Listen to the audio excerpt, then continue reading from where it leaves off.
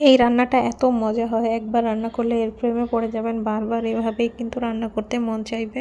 আর দেখেছেন এই তরকারিটার কি কালার আসছে, কারিটা একদম সেই লাগছে। তো চলেন কিভাবে কি করলাম তো আপনাদের সাথে সেগুলো শেয়ার করি। আর রান্না করতে করতে কি পরিমাণে কি ব্যবহার করছি সব কিছুই আপনাদের জানিয়ে দিব। তো এখানে আমি 1.5 কেজি পরিমাণ মাংস নিয়ে নিয়েছি, হাড় চর্বি সহ, আর এক বাটি পেঁয়াজ আমি কেটে নিয়েছি। তো এখন হচ্ছে চুলাতে আমি একটা কড়াই বসিয়ে দিয়ে 1 কাপের মতো এখানে তেল দিয়ে দিয়েছি। তেলটা গরম হয়ে আসলে এতে আমি দিয়ে দিয়েছি 2টা তেজপাতা, 2টা দালচিনি, লবঙ্গ, এলাচ আর হচ্ছে কাবাব চিনি দিয়ে কিছুক্ষণ সেটাকে 10 সেকেন্ডের মতো আমি ভেজে নিয়েছি। তারপরে আমি এখানে 2 কাপের মতো পেঁয়াজ কুচি দিয়ে দিয়েছি। দিয়ে আমি পেঁয়াজটাকে সুন্দর মতো একটু ভেজে নিব। পেঁয়াজটা আমার একটু লাল লাল করে ভাজা হয়ে গেলে আমি এটাতে যে মাংস ধুয়ে পানি ঝরিয়ে রেখেছিলাম তো সেই মাংসটা আমি এখানে দিয়ে দিচ্ছি। তারপর মাংসটাকে কিছুক্ষণ আমি ভালো মতো এখানে তেলে ভেজে নিব পেঁয়াজের সাথে। এভাবে করে একবার যদি আপনারা ট্রাই করেন তাহলে কিন্তু বারবার আপনাদের এই মাংসর তরকারিটাই কিন্তু রান্না করতে মন চাইবে, কারণ এত মজা হয় এই রান্নাটা। তো আমার কথা বলতে বলতে মাংসটা সুন্দর মতো ভাজা হয়ে গিয়েছে, দেখতে পাচ্ছেন।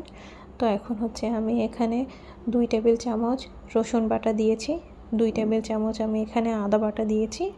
দিয়ে আমি সব কিছুকে মাংসর সাথে ভালো মতো মিক্স করে নিচ্ছি নেড়েচেড়ে। আর তারপরে এটাকে আরও কিছুক্ষণ আমি একদম সুন্দর করে ভাজা ভাজা করে নিব। মাংসের সাথে মশলাটাকে ভালো মতো ভেজে নিলে মাংসর যে কাঁচা গন্ধ আর মশলার যে গন্ধ সেগুলো সব চলে যায়, খেতে অনেক ভালো লাগবে, টেস্টটা অনেক ভালো আসবে। তো আমার মশলা দিয়ে মাংসটা ভাজা হয়ে গেলে আমি এখন এখানে হচ্ছে একটু লবণ দিয়ে দিচ্ছি স্বাদ মতো। লবণটা আগে দেইনি, কারণ হচ্ছে আগে লবণ দিয়ে দিলে মাংস থেকে পানি বের হয়ে যেত, মশলাটা কিন্তু সুন্দর মতো ভাজা হতো না।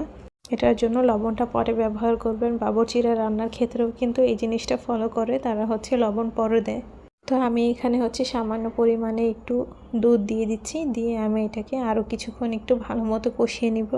এই রান্নাটা যেহেতু দুধ দিয়ে হবে একদম শাহি শাহি একটা ফ্লেভার আসবে আর খেতে একদম অনেক মজা হয়। তো মাংসটা সেখানে কষানো হতে থাক, এখন মশলা কিছু গুছিয়ে নেই। তো এখানে আমি হচ্ছে 1.5 চামচ পরিমাণে জিরার গুঁড়া দিয়ে দিয়েছি, 1 চামচ পরিমাণ মরিচের গুঁড়া আমি দিয়েছি এখানে, আর দিয়ে দিয়েছি 1 চামচ থেকে অল্প একটু কম হলুদের গুঁড়া। আরও 1 চামচ দিয়ে দিচ্ছি ধনিয়ার গুঁড়া, 1 চামচ থেকে অল্প একটু কম আমি গোলমরিচের গুঁড়া দিয়েছি, আধা চামচ এখানে দিয়ে দিয়েছি গরম মশলার গুঁড়া। তারপরে হচ্ছে সামান্য পরিমাণে পানি দিয়ে সুন্দর একটা পেস্টের মতো তৈরি করে নেব। তো এইটা হচ্ছে আমি এখন মাংসর মধ্যে দিয়ে দিয়েছি, দিয়ে আমি এটাকে সুন্দর মতো কষিয়ে নেব। তো এইভাবে সব মশলাগুলো একটু পানির সাথে মিক্স করে দিলে একটু বাটা মশলার ফ্লেভারটা আসে 80% আর কি, কারণ বাটা মশলায় রান্না করলে খাবারের স্বাদটা অনেক গুণ বাড়ে। আর বাবুর্চিরা যেহেতু বাটা মশলা দিয়েই ব্যবহার করে রান্নার ক্ষেত্রে, তাদের স্বাদটা কিন্তু অনেক আসে। তো আপনারা যদি এভাবে একটু পানি দিয়ে গুলিয়ে মিক্স করে দিতে পারেন, কিছুখানি হলেও কিন্তু স্বাদটা ব্যালেন্স করতে পারবেন। তো আমি সব কিছু হচ্ছে ভালো মতো অনেক সুন্দর করে একটু কষিয়ে নিয়েছি মশলার সাথে মাংসটাকে। তো এখন হচ্ছে এখানে আমি টমেটো সস দিয়ে দিব। তো এখানে আমি হচ্ছে 4 টেবিল চামচের মতো টমেটো সস ব্যবহার করেছি। বাজারে যে রেগুলার টমেটো সস পাওয়া যায় তো সেটাই আমি এখানে দিয়েছি। দিয়ে আমি সব কিছুকে আরও একবার ভালো মতো নেড়েচেড়ে মিক্স করে দিব, পুরো মাংসর সাথে আর কি মিক্স করব ভালো করে। তো আমি হচ্ছে এখানে 1 বাটি পরিমাণ টক দই দিয়েছি। বাজারে যে রেগুলার টক দই কিনতে পাওয়া যায় তো সেই দইটা আমি এখানে নিয়ে একটু ভালো মতো ফেটিয়ে দিয়েছি। ফেটিয়ে আমি এটাকে মাংসর মধ্যে দিয়ে দিলাম। আপনারা চাইলে কিন্তু বাটির যে দইগুলো পাওয়া যায় সেটাও ব্যবহার করতে পারেন, ওইটা দিলে আরও ভালো হয়, কারণ এটাতে একটু পানির পরিমাণ বেশি থাকে আর ওইটা তো সম্পূর্ণ পানি ছাড়া থাকে। তো আমি হচ্ছে সব কিছু দিয়ে অনেক সুন্দর করে এটাকে একটু সময় নিয়ে কষিয়ে নিব।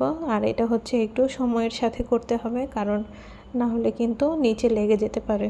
তো আমার সুন্দর করে ভাজা হয়ে গিয়েছিল কষানো। তো আমি হচ্ছে এখানে 1 কাপ পরিমাণ দুধ দিয়ে দিয়েছি। আমি হচ্ছে এখানে রেগুলার গরুর দুধটা ব্যবহার করেছি, আপনারা চাইলে কিন্তু পাউডার দুধটাও ব্যবহার করতে পারেন, এতে স্বাদে কিন্তু কোনো পার্থক্য আসবে না।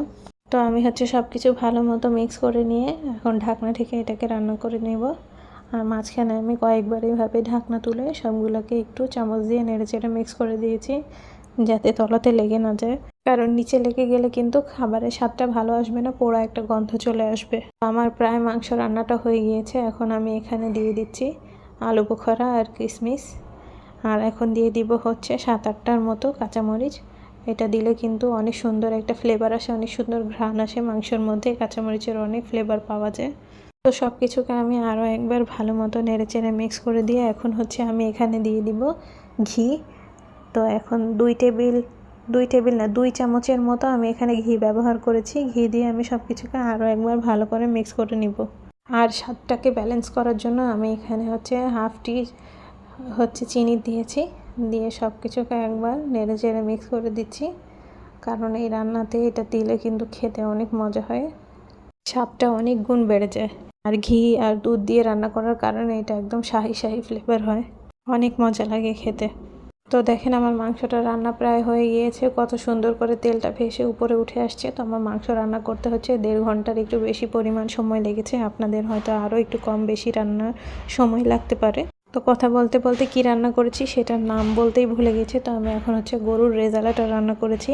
তো আজকের ভিডিওটা আমার কেমন লেগেছে অবশ্যই আমাকে জানাবেন। আজকের মতো এখানেই বিদায়।